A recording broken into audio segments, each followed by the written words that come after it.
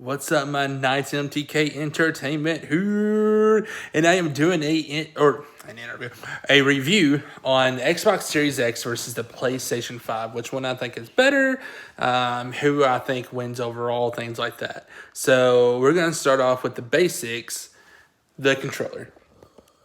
The controller on both are great, and they both have their great features. They both have like share buttons to easily capture your gameplay and your best experience. Now, on the other hand, I think PlayStation's going to win this one. The new hatback feedback triggers are amazing. It's something that's out of this world technology for a controller. The Xbox Series X one just kind of feels like a little bit cheap plastic to me. I'm not a big fan of their D-pad either, as to like Sony, things like that, which it's fine. It's cool. Understandable, very understandable. And but other than that, I do like how they're both bigger. So I got bigger hands, but I'm gonna say this one is probably going to go to PlayStation. So PlayStation will win the controller one. Next up, we're gonna have speed. Both systems have very fast SSD. Now, something I've noticed, the Xbox Series X was able to download some games a little bit quicker than the PlayStation 5 was. And I'm not even talking like, I downloaded some PS5 games and it took a couple hours to download them. And that's on Ethernet. I hooked up my Series X to Wi-Fi and it downloaded that game quicker than it did on Ethernet. So if I hook this baby up to Ethernet, ain't no telling what it can do. You know what I'm saying? So speed, Xbox Series X takes that. Now design. Both of them have a cool design. One's a fridge, one's a router. PlayStation's extremely tall. The Series X is like a perfect size, so that way it can fit and storage space is better. So as far as sizes go, it just really depends. But I'm going to give this to the Series X. I feel like the size is a little bit better. Now we got PlayStation Now versus Game Pass. Game Pass is a feature offered on Xbox that has tons and tons of games. As far as PlayStation Now does too. They're both streaming games. But I feel like Xbox Series X has more to offer when it comes to Game Pass than the PlayStation does. So as far as Game Pass goes, or as like far like subscription based like that goes, I'm gonna give it to Xbox. Xbox has got it. Now let's talk about some exclusives. Now, you know, Xbox didn't come out launch with any exclusives like PlayStation did, but PlayStation launched with Spider-Man Miles Morales and Demon's Souls and Sackboy and things like that. So that at least they had some library on their plate there. Spider-Man was a great game, don't get me wrong. Demon's Souls is hard, but a lot of people love Demon's Souls. So as far as exclusive goes, even in the future, I think PlayStation has better games. So PlayStation's going to take the crown on this one. Now, next we're going to talk about gameplay.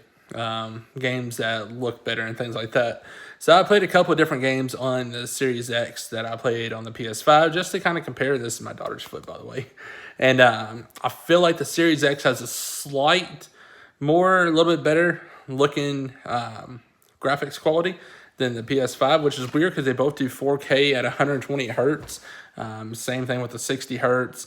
They both can support 8K, so you would think they would look the same, but for some reason, just the Series X was looking a little bit better to me, in my personal opinion. So as far as the graphics go, I'm going to go Series X with the graphics. Now, content and online, I've played online on both systems, and to me, I feel like the Series X online runs a little bit smoother on the same games that I played, like I played on the PS5. So online features I'm going to give to Series X. Now, recording and broadcast. So the Series X, you can record up to an hour of gameplay if you have something external hooked up to your system, such as a flash drive or a USB hard drive. The downside to that, when you record your videos, you cannot record your audio while recording your videos like you can on PlayStation. So that's a big bummer. PlayStation's super simple. You hit the share button, hit start record, bam, bam, bam. Xbox, you gotta hit the share button. Actually, on me, my share button don't even work like that. So I gotta hit the Xbox button and go over to start recording. Once I hit start recording, I can start recording and things like that. But due to the fact that you can't record your voice at the same time while playing, going to give that one to PlayStation. PlayStation wins that one all day long. Now, as far as like actual like smoothness and happiness and things like that, voice chat parties, things like that, I feel like it's easier to get into a party with the Xbox than it is PlayStation. And I like the party features a lot better on Xbox. To be honest, making an Xbox avatar is really cool. So overall, the Xbox Series X, to me personally, has a little bit more performance than the PS5. But due to the exclusives and things like that, to me, I'm going to say is what's in the PS5 controller, the fact that it's still fast, it looks good, the exclusives, and the fact that you can share or record your voice while recording, and plus PlayStation's got like VR and all that stuff. Those are some top reasons why I like PlayStation. And then Xbox, it's a little bit faster. The Game Pass, the parties are a little bit easier to do on here, and then your avatar making. But to me personally, I traded my PS5 for the Series X. Do I regret that?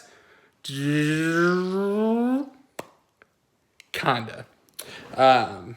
The Series X, like I said, offers a lot when it comes to Game Pass and things like that. But the PlayStation 5 overall offers better content to me personally. But that's fine.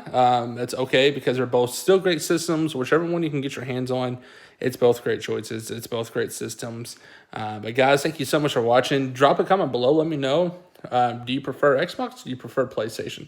But thanks guys so much for watching. As always, much love.